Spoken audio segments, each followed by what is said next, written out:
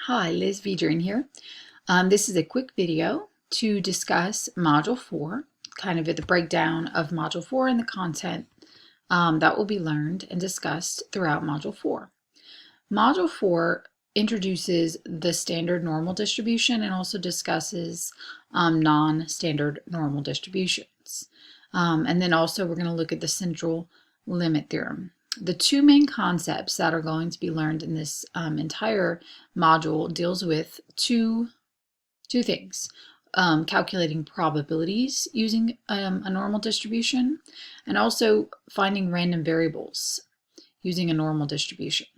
So the textbook, and also if you view an example on my stat lab, they show you a lot of information dealing with tables, which are in the textbook, but we are not going to use those. As always, in this course, you're expected to use the TI graphing calculator.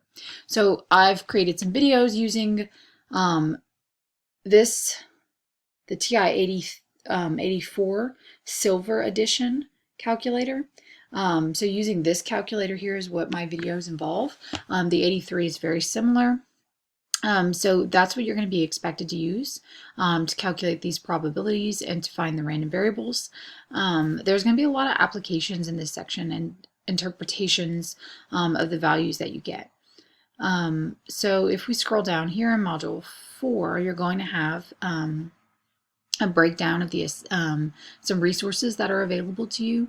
You have textbook readings.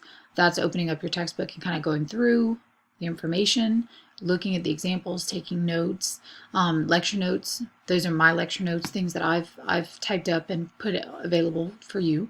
And then they also have lecture videos. The lecture videos are mainly instructor created videos, and they have examples, and they also have steps on how to use the graphing calculator.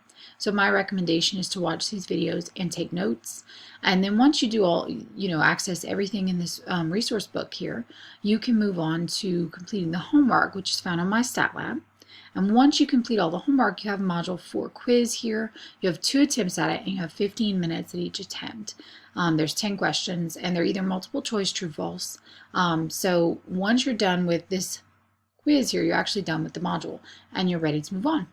So good luck, and let me know if you have any questions.